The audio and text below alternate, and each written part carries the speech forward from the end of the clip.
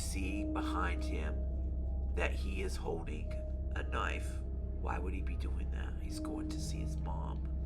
She opens the door, she's still on the phone, and goes to hug him. But in return, she didn't get a hug back.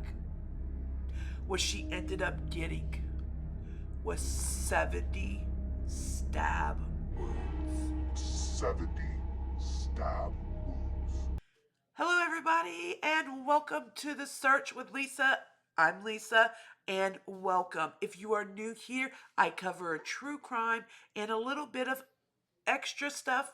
It could be anywhere from makeup, self-care, a lot of awareness I intertwine. If that's something that sounds like it catches your attention, please make sure to hit the subscribe button, and I hope that you stick around. Everybody that has been coming, and especially on my last video, that you guys all really helped so much with really pushing it out, and all the comments I enjoyed hearing. So thank you. As a small creator in starting on a new app, I definitely need that. So thank you all so much. It goes not unnoticed, and I try to get back to everybody in the comments section. So let's get started on tonight.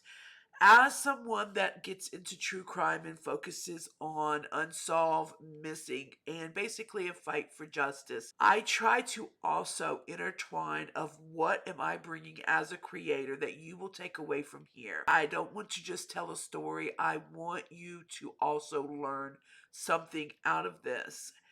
And I'm going to tell you, this story is deep. It is about Emmanuel Espinoza, and he was 21 years old, a Florida University student. He's actually pre-med.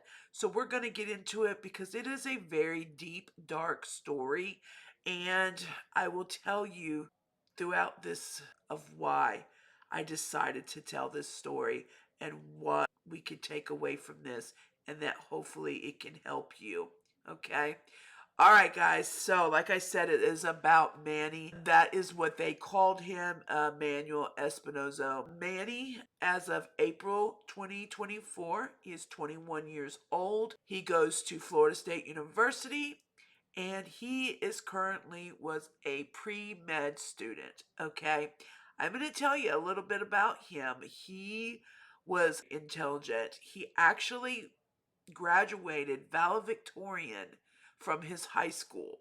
So that means he was the first, top highest. From what I understand from friends and family, he really excelled all through his life. I want to tell you a little bit about his family. So it sounds like, from listening to the family again and the friends, that really was a great life growing up. Sounds like things were really good. There was not anything that stood out to anyone. He did not have any type of mental illness or dark ways about him or just anything. He was someone that everybody enjoyed. He was a little inverted, but he was focused on his self and on his goals. And like I said, he is currently, as of 2024, was in pre-med, and he graduated high school in 2020, so that would make him in his 4th year.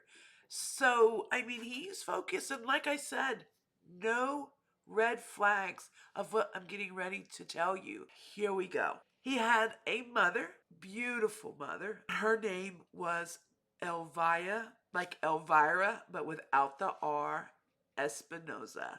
She was a lovely, beautiful woman. She was 46 years old. She had Manny and 2 other children, another boy and a girl, that were absolutely lovely. People had nothing but kind things to say about the whole family. They all lived in a nice area, and she was a 2nd grade teacher. My mother was a teacher for 30 years, and so I relate, and she did kindergarten up to 3rd grade at times, but mainly kindergarten. But I think we all know that our elementary teachers are just something extra special. All our teachers are special, so please don't misunderstand that. But I think sometimes our young elementary teachers are just, you put in that little extra love because they're brand new to life, to people, and that is what she brought. She worked at Ben Hill Griffin Elementary. They spoke so highly of her. She really was all about her children, all about her students, and she'd been involved in the school system for a very long time. With her relationship with her children, everything was great. I know that with Manny, she definitely missed that he was gone, but knew that he was doing great things, and as always, always so proud of him. She would even send him extra money to always make sure that he was fine. She wanted him to focus on his studies. She did not want him to have extra stress. And I related so much to this story as far as, my son being in college. And I remember saying those same exact words, whatever I could do, whether it was his laundry, whether it was whatever. It was far, a few hours away, just like where they lived, versus where he went to college, couple hours away. So when you got to see them, you did whatever you could to just lighten the load. I think that's what moms do. All right, moving forward. We are going to get into April 6th, and unfortunately, guys, this is where we take a turn. On April 6th, Elvia had talked to Manny on the phone. And she was telling him, I miss you, son. Like, I want to see you. I can drive down there. Always kind of hinting, like, hey, I can come down. It was a Saturday. I want to say close to 3 hour difference from where she lived and where he was at. He was at University of Florida. He was down in the Gainesville area, and she was in Frostproof, Florida, in Polk County area. Not too far of a drive though. You can do it, come down, have some dinner. Hey, that's what, a mom will do that, all right? And so anyway, Manny's like, hey, no, I want to come up and see Granddaddy. So I'm going to plan on coming up there anyway. So if it's all right, I'll just stay with you.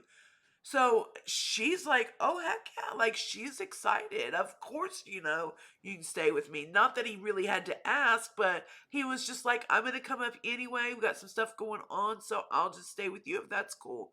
So she's like, all right, and she's delighted. Like, she's happy. As all of us as mothers, if you have kids in deployment or anywhere in college, anywhere, when they're coming home, you haven't seen them in a while, you're excited, And remind you, I want you to know that this has been a ongoing, healthy relationship. When they were young, when they were middle school, when they were high school, and then even going to college. This has been a good relationship. All right. So it's not like an estranged relationship. So anyway, he starts making his travel to her. She's excited, she's been tidying up, and she's, at the house. He pulls up about 2 o'clock. He gets out of his car and has sunglasses on. Looks normal. If you happen to look out the window, you would be like, oh man, he's here. Which she did because she was on the phone. She was on the phone when he pulled up. I guess she didn't realize the door was locked. When you look, you see behind him that he is holding a knife. Why would he be doing that? He's going to see his mom. She opens the door. She's still on the phone and goes to hug him. And happy as any mom would do, reach out to hug your child and be happy to see him. But in return, she didn't get a hug back. What she ended up getting was 70 stab wounds. 70. He walked in there and with no hesitation started. He made sure that there was no remorse. It was all over her front, her back, her neck, her face.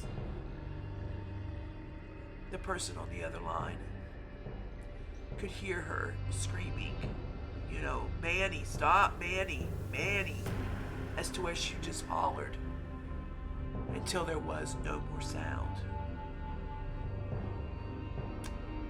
And he walks away because she looks, like he had done what he was going to do. And he had noticed her hand moving.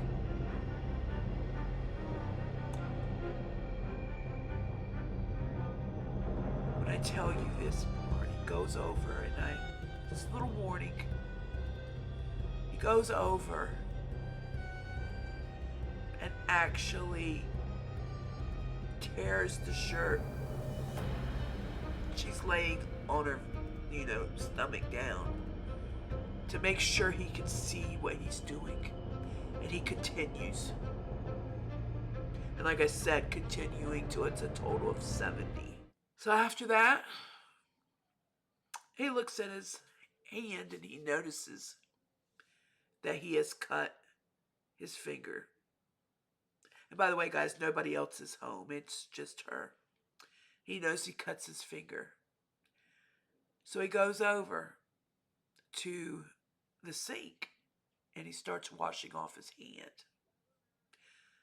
Guys, this part here is very disturbing, and if there's any understanding, it's going to be possibly this part right here. I don't know. I am not a professional at all when it comes, I'm not a psychiatrist or anything of that means. But as he's washing it off, he sees that it's gonna need something a little extra, because he's got a boo-boo. He's just mutilated his mother. So he turns and was getting ready to ask his mom, because that's what he did, so used to. Hey, Mom, you got some Neosporin? To then realize Mom is no longer with us. And that is when he calls 911. This point here is why we're going to talk. So I ask you, please do not click. Some like to hear the story and leave. But I really want to tell you my thoughts on this and why I decided to share this story and what maybe I can help me take away from this and in life and apply it in life. And then you're thinking, what in the world could you tell me about this? This is a terrible story. At that time, he calls the police and he tells the police, I killed my mom. They ask him, is there any way, do you think there's any hope of life left? Anything? And he's just like, I don't think so. Of course not, because you stabbed her 70 times. Of course, there's no sign of life. The cops come and Deputy Self was actually the first one on the scene, and he just never had seen anything like it. Manny cooperated. I'm just going to bypass this for a minute. We're going to get to where they asked him, because I know we're wondering what went wrong, why, what was the reason that someone could do this, because as if there's a reason good enough, to do this to your mother. He said that he had thought about this for years, but he was always just too scared to do it. And so they asked him, why? What did you have against your mom? What's happened in the past? What made you have these feelings, That type of interrogation with him. And he just said, well, she got on my nerves. And so they said, what do you mean, got on your nerves? He said, oh, she would just talk to herself. Examples. Oh, I think I locked the door. I think I did. Yeah, I locked the door. Meaning she would talk to herself and answer herself. Little things like that got on his nerves. Got on his nerves. Then says, oh, but she was a good mom. We were really close. They talked every other day on the phone. He says, I give her an 8 out of 10. She was an 8 out of a 10, Mom. 8 out of a 10. And the only reason was that he had been thinking about doing this for years because she got on his nerves. Now, moving forward, I don't want to drag it out because I think it's more important what we take away from this, because we do have him in custody right now, I know, and I have searched everywhere. A couple people have done things on this story, but I've looked elsewhere. I'm really trying to see, and I think that they are still in a phase. I don't think that there is a full conviction yet. It doesn't sound like anybody kind of has the full answer yet, but I do know that they were wanting to go for first degree, of course. In Florida, that means that the death penalty is on the table. Now, with that, there is like 6 different pleas that he can enter. And if, which probably will be the insanity, if he decides to do that, and let's say that that does something and they're able to get it down, then that takes the death penalty. If he's proved insane or incompetent at the time, that will take the death penalty off the table, but of course can still leave life. That's far as where we are at on his sentencing, or in, his phase. He has no bond, of course. During this time, guys, and this is what I really want to say, they've talked again, like I said, to his family and to his friends, to any, like the sisters, the brother. When I tell you anybody, everybody, his people down in Florida, they have done everything and could not get any answers other than, I've been thinking about it. He even said that he had taken a class, anatomy class, biology class, so he knew exactly where to jab at so that he could take care of the job. And by the way, when he also got out of the car, he also put his earpods in and he put on Jay-Z and Kanye's song, No Church in the Wild. I went and I listened to that song and I read the lyrics. I watched it with the lyrics. I am in no way blaming or even insinuating that that is, anyway, their fault or caused him to do it. Is it a deep kind of song? Yeah, it was kind of, I don't know, not for me, I know that. But it's just not my type of music. But he had on while he was doing this. So he's listening to this song while he is unaliving his mother. What I want to say is why I chose to do this, and I hope that this helps you. I really dug deep of why did he do this. We usually tell stories where we have hints of something. He was in counseling. Where are the red flags? We always have red flags. A lot of things I do, you hear me say the red flags, because I'm always trying to intertwine awareness with the crime to prevent anything happening. I really was digging deep, and of course, I'm not a professional, and anything I say is alleged, and it is for entertainment and educational purposes only. So the closest I got to anything was possibly, and these were professionals just talking, was possibly that there was a form of schizophrenia coming on, and he was at a, like, the snapping point of it happening. They say it does usually start coming on around this age, and that him being under a lot of pressure with pre-med on his own down there. I think the most they found that his mom, being an educator, was like had high expectations, but nothing that she wasn't willing to walk the walk with him. That's about all. Being he was borderline genius, they say that also can be like a very slippery slope. The breaking, the schizophrenia, different things like that. Like I said, I am not a professional in that. All right, so that is all that I found.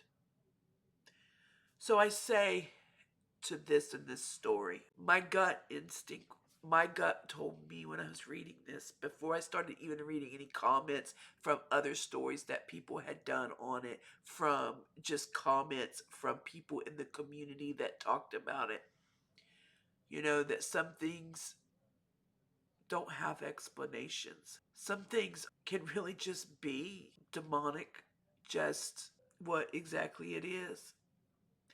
The hard part is when something positive happens with us and we can't explain it. For the most part, if you believe in a higher being, whatever it is, and I'm just going to speak for myself, and I know a lot of people out there, but I will just speak for myself, that when you can't explain it, I automatically know that it was in God's hands and that an angel was looking over me, and that I don't believe in coincidence, that I believe that I'm where I'm supposed to be and doing what I'm supposed to be, right? But when something like this happens, it's not that. You don't say that. You don't turn to that. You turn the opposite. And you say, this is the devil's doing. This is demonic. This is sometimes just what it is. There are no major red flags. It is just what it is. Okay? And I'm using those terms to make you understand where I'm coming from, far as the extreme of sometimes it just is. We cannot explain it, just like when great things happen and we say that God was looking. He was there with us. I believe the devil could be dancing all around him. He does exist. To believe in one, you have to believe in the other. And that's my opinion. And that's a little deep, and I don't usually get into religion nor politics on things. But I wanted to say all this to say this. We don't always have answers in some things in life.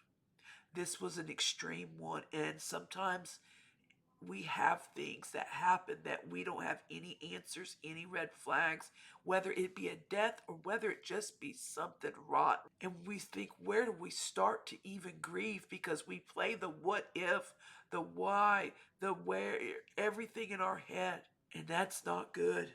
That is probably one of the hardest things when you just can't make sense of anything. It would have been much easier had he been a problem child. Had he always had issues? Had he always been in trouble? Had he always been someone that you just wanted to stay away from if he had these? But he didn't. He didn't. So I think that with things, and I will be bringing up and doing something about dementia. I talked about that in my last video because of my mother's Dementia Awareness Month. And I say this because I don't, like my mom, like she doesn't know like who I am anymore. Some days are better than others. So I say, I don't know how to grieve that, but I just know that it is what it is. And I have to learn to just accept that some things don't have explanation, folks. Sometimes there is no explanation. And when it's a bad thing and it's a terrible thing, like this story, it really jars you, and people are looking for closures and other bad things that happen to people. You're looking, how do you begin to heal? And I hope by telling you this case tonight that this is a little different. This is not the red flag case. This is not the case that I can just tell you, hopefully you can learn from this or that.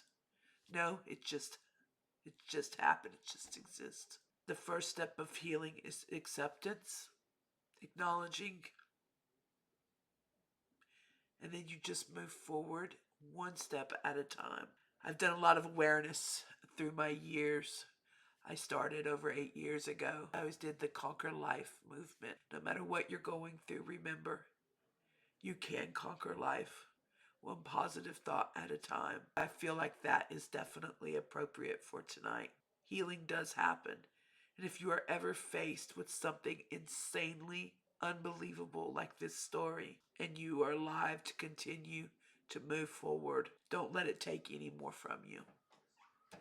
So guys, this one was a deeper one. So we'll do something a little lighter next time. But I'm going to tell you, I've been hearing in the community too as well. Things have been feeling a little heavy. I heard a little bit about it when it first happened, and I never knew what happened. So when I couldn't find the final sentencing, I wasn't sure. But then it just came to me. I think that the message needs to be said. And we also want to give a final prayer for Elvia Espinoza, someone precious, someone great on this earth, a great mother, a great teacher, a great daughter, a great everything that she possibly could be. She did the best she could. So tonight I give her a prayer ribbon of justice, and justice will be served.